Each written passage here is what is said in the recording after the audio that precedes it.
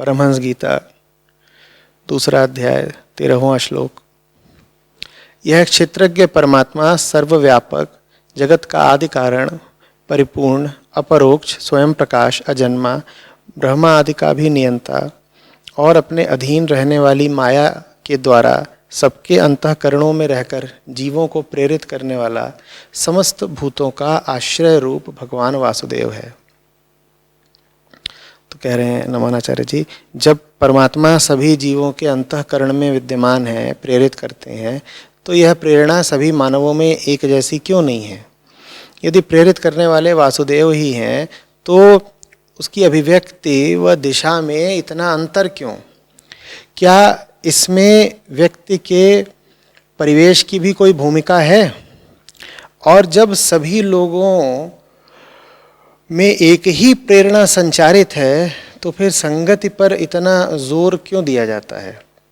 अरे भाई, मूल प्रेरणा सभी के हृदय में एक ही है, पर जो प्रेरित हो रहे हैं वो तो सब अलग अलग हैं ना। लाखों करोड़ों भेद हैं, उनमें विषमताएं हैं, उनमें विविधताएं हैं। सत्य एक है, झूठ कितने हैं? झूठ कितने हैं? चलो तथ्य के तल पर ही बात कर लेते हैं, तथ्य के तल पर ही बात कर लेते हैं। इस समय इस जगह पर, सत्य की नहीं तथ्य की बात कर रहे हैं, 12:57 हुए हैं, ठीक? ये 12:57 का आंकड़ा एकमात्र तथ्य है इस जगह के लिए, एकमात्र तथ्य है 12:57। अब झूठ बताओ कितने हो सकते हैं? झूठ कितने हो सकते हैं? उदाहरण दो। 12:58, 12:56, 3.25, 4.5। झूठ कितने हो सकते हैं? अनंत। तो ये तो मैंने बहुत जमीनी तल का तर्क दिया है। इसी बात को सत्य पर ले जाओ और समझो। सत्य एक है, झूठों की तो अनगिनत विविधताएं हैं ना। तो ये जो अनगिनत विविधताएं हैं झूठों की, इन्हीं का नाम है अलग अलग लोग। अलग अलग लोग अलग अलग दिखते ही क्यों हैं? क्योंकि वो झूठों के अलग अलग तरह के सम्मिलन हैं, सम्मिश्रण हैं। प्रकृति के 3 गुण अरबों अलग अलग तरीकों से सम्मिश्रित होकर के, आपस में क्रिया करके अरबों अलग अलग जीवों का रूप धारण करते हैं। बात समझ में आ रही है?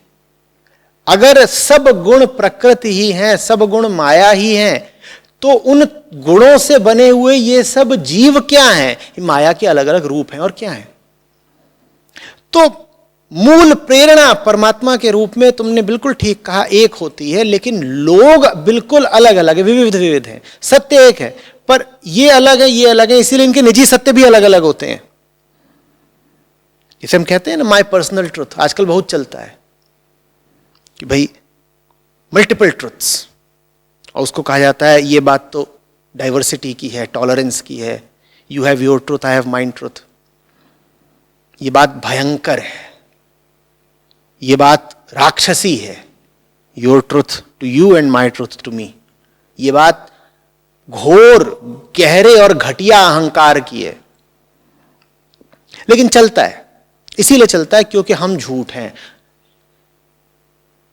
हम झूठ हैं चूंकि, इसीलिए हम अपना एक निजी और व्यक्तिगत सच भी बना लेना चाहते हैं, जो कि कुछ और नहीं होगा, वो झूठ का ही एक रूप होगा, झूठ की ही अभिव्यक्ति होगा। समझ में आ रही है बात? तो सच एक है और सब झूठ हैं। और उन झूठों में एक झूठ होता है चुनाव। क्योंकि सच में तो कोई चुनाव होता नहीं, सच में तो निर्विकल्पता होती है। सच में तो 2 ही नहीं है, तो चुनोगे कैसे? लेकिन जहां झूठ है वहां बहुत कुछ होता है, वहां चुनाव होता है।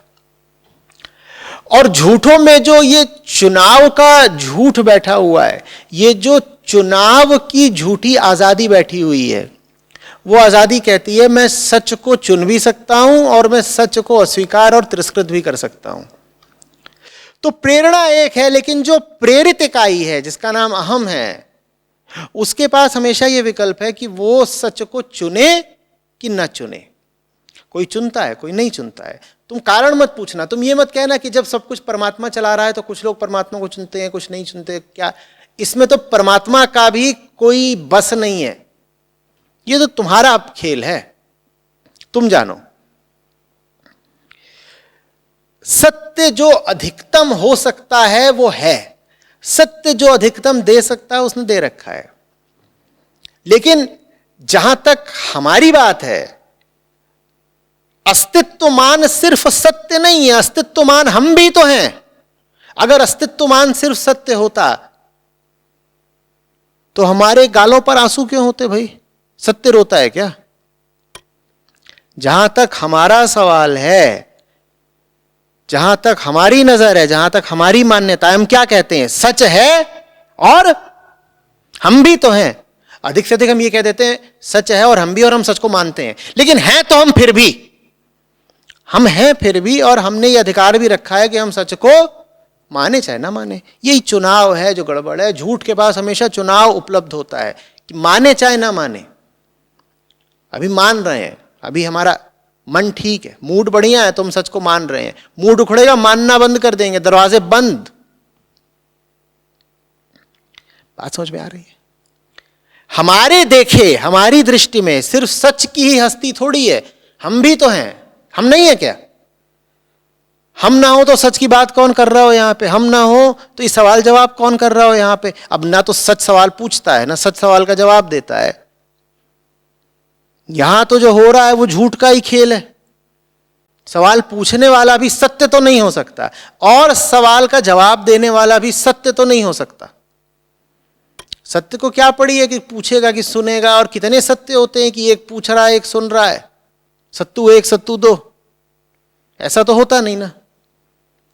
तो जहां तक हमारा सवाल है, सत्य होगा पर हम भी हैं, और हम जो हैं प्रकृति के गुणों का सम्मिश्रण, एक झूठ का पुलिंदा। हमने अपने आप को यह भी अधिकार दे रखा है कि वो जो सत्य है उसे हम चाहें तो चुने, चाहें तो न चुने। कुछ चुनते हैं, कुछ नहीं चुनते। इसमें किसी और की कोई जिम्मेदारी नहीं है। तुमने नहीं चुना, तुम जानो भैया क्यों नहीं चुना।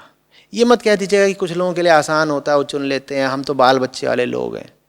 तुम्हारे बाल भी तुम जानो, तुम्हारे बच्चे भी तुम जानो, सब कुछ तुम्हारी मर्जी से हो रहा है।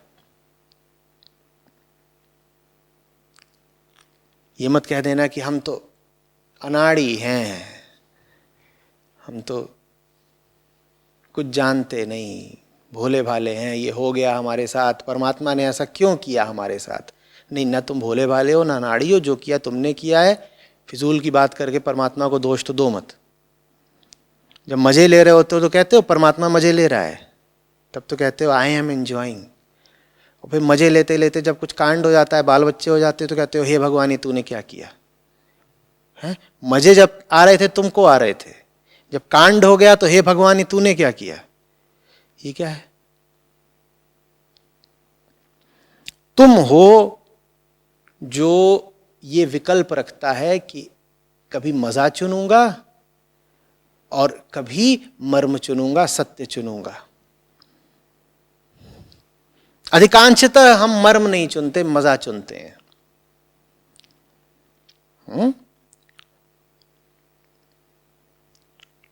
कुछ नहीं कर सकता कोई परमात्मा यहां पर, बेबस है।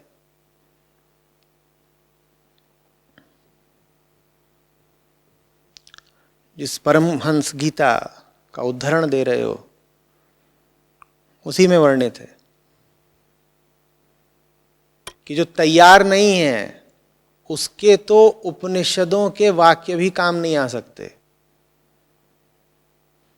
जो मानने को, सुनने को, बदलने को राजी नहीं है, उपनिषद भी उसके काम नहीं आ सकते।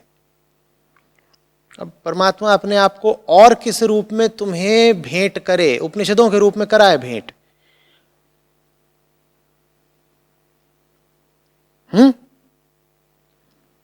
उपनिषद और क्या है? परमात्मा जो शब्द बनकर तुम्हारे हाथ में आ गया, वो भी काम नहीं आएंगे। तुम अगर कह दो मुझे पढ़ना ही नहीं है, परमात्मा जबरदस्ती थोड़ी करेगा तुम्हारे साथ। जबरदस्ती क्यों नहीं करेगा तुम्हारे साथ? क्योंकि तुम हो, तुम्हारी नजरों में तुम्हारी एक पृथक हस्ती है। अपनों के साथ जबरदस्ती की जाती है ना, परायों के साथ थोड़ी। जब तुमने कह दिया कि मैं हूं, कभी ये बोलते मैं परमात्मा हूं, तुम बोलते हो मैं हूं, तो तुमने खुद ही घोषित कर दिया ना कि तुम परमात्मा से अलग हो, जुदा हो, पृथक हो, कह दिया ना। जब तुमने ही अपने आप को अलग कह दिया तो परमात्मा कहता है ओके भैया, अब मैं नहीं जानता, अपनी तू जान। जब तूने ही इतनी जोर से घोषित कर दिया कि तू अलग है, तो बढ़िया बात, हम नहीं जानते कुछ, अब तुम जानो अपना खेल।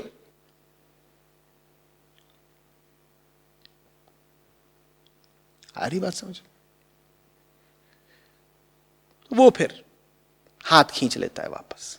अब तुम्हारी अपनी कहानी चलती है, अब तुम्हारी व्यक्तिगत कहानी चलती है, अब तुम्हारा व्यक्तिगत संसार चलता है।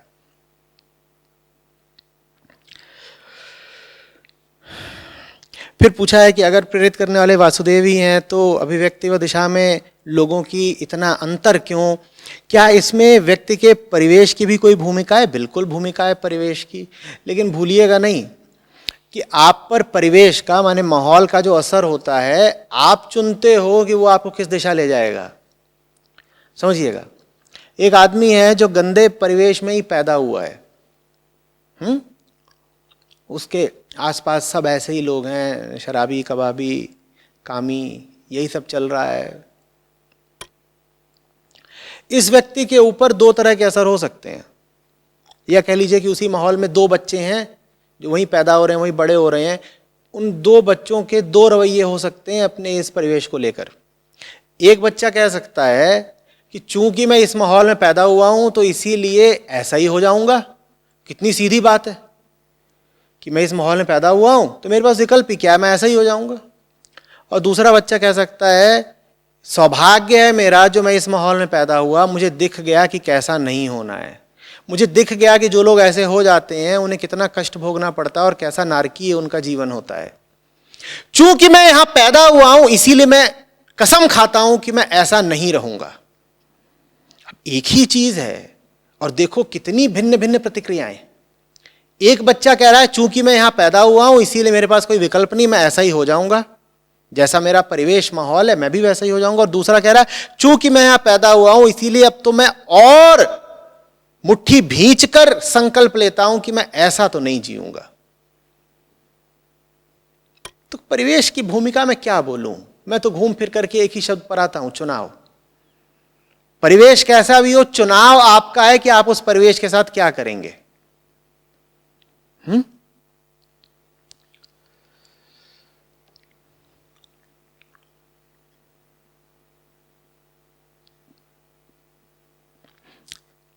फिर कहा और जब सभी लोगों के हृदय में एक ही परम प्रेरणा बैठी है तो फिर संगति पर इतना जोर क्यों दिया जाता है? संगति पर जोर प्रेरणा को थोड़ा ही बताया जाता है।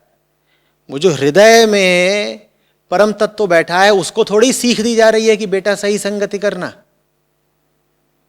संगति की सलाह किसको दी जा रही है? उसको दी जा रही है जो उस परम प्रेरणा के रहते हुए भी प्रेरित करने से, प्रेरित होने से इनकार कर देता है। दो हैं, भूलिएगा नहीं। प्रेरणा तो हृदय में बैठी है, पर वो जो प्रेरित होगा चाहे नहीं होगा वो खोपड़े में बैठा है। तो वो जो खोपड़े वाला है उसको सीख दी जाती है कि सही संगति कर लो, सही संगति कर लो ताकि तुम्हें तुम्हारे हृदय की ओर मोड़ा जा सके। अन्यथा तो तुम इधर उधर दुनिया भर में इधर उधर विचरण करते रहते हो, बस अपने ही मर्म की ओर, आत्मा की ओर, वो जो आंतरिक है, कूटस्थ है, उसकी ओर तुम्हारी दृष्टि कभी नहीं जाती। सही संगति करते हो तो वो तुम्हारी नजरों को वापस मोड़ता है, अंदर की तरफ मोड़ता है और तुमसे कहता है बाहर देखना बंद करो, मैं तुमसे कह रहा हूं भीतर देखो जरा। इसलिए सही संगति पर जोर दिया जाता है। तुम्हें संगति की कोई जरूरत ही ना पड़े अगर तुम खुद ही ऐसे हो जाओ कि तुम कहो मुझे तो परमात्मा की संगति करनी है, खुद ही करनी है। मुझे बाहर से कोई चाहिए ही नहीं जो मुझे समझाए कि बुझाए कि ज्ञान दे। मेरे स्वयं में ही इतनी तड़प, इतनी प्यास है, इतनी समझदारी है कि मैं खुद ही अपने हृदय की ओर मुड़ जाऊंगा, मैं खुद ही हृदय की संगति कर लूंगा, मैं खुद ही उस परम प्रेरणा से अनुग्रहित होना चाहूंगा। फिर तुम्हें किसी संगति की जरूरत नहीं पड़ेगी।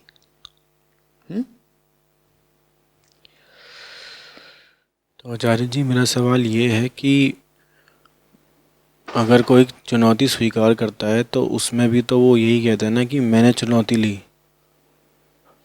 तो अगर मैं ले रहा हूँ चुनौती तो वो भी तो एक छोटे ही अहंकार से ली जा रही है ना, जिसके लिए मैं सामना कर रहा हूँ। तो बड़ी चुनौती को कैसे स्वीकार करूँ? तुम किस चीज को चुनौती मानते हो ये निर्भर भी इस पर करता है कि तुम अपने आप को क्या मानते हो। चूंकि हम अपने आप को सही चीज नहीं मानते, इसीलिए दुनिया की हर व्यर्थ चीज, मक्खी मच्छर हमें चुनौती लगने लग जाता है। तुमने ऐसे कह दिया अगर सामने कोई चुनौती है, तुम्हें कैसे पता वो चुनौती है भी? किसके लिए है चुनौती? कुछ देर पहले कह रहा था ना कि अपने आप को गुड़ मानते हो तो हर मक्खी एक चुनौती बन जाएगी। तुम अहंकार के पुलंदे हो तो किसी ने जरा सा ताना मार दिया वो चुनौती बन जाएगा। तुम हो कौन? चूंकि तुम अपने आप को सत्य जानते नहीं, इसीलिए दुनिया की हर छोटी चीज तुम्हारे लिए एक विशाल चुनौती बन जाती है। तुम अपने आप को छोटा जानते हो तो हर छोटी चीज तुम्हें बड़ी लगने लग जाती है। जो छोटा है उसके सामने हर छोटी चीज कैसी हो जाएगी? बड़ी हो जाएगी। इसीलिए चुनौतियों की बात कर रहे हो।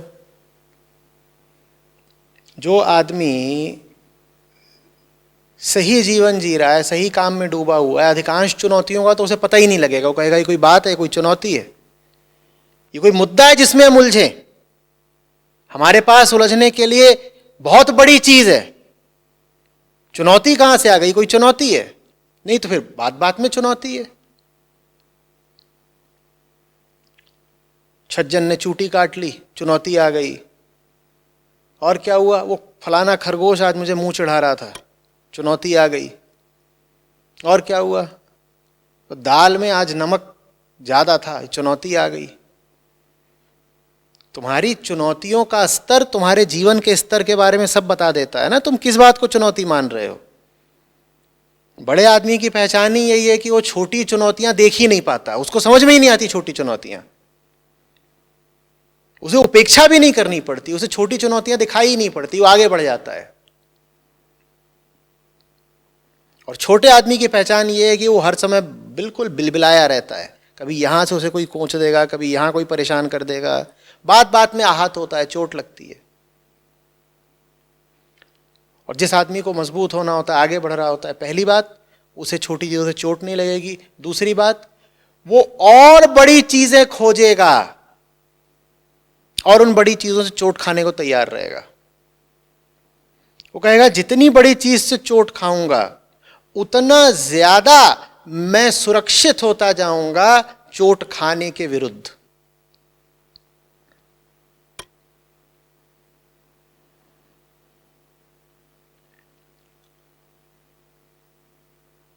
कोई आए ये रोता कलपता, अरे बड़ी चोट लग गई, बड़ी चुनौती आ गई। मैं तो वही पूछूंगा, सदा पूछता हूं, तुम्हें वक्त कहां से मिला? फजूल बैठे होगे तभी चोट खा गए।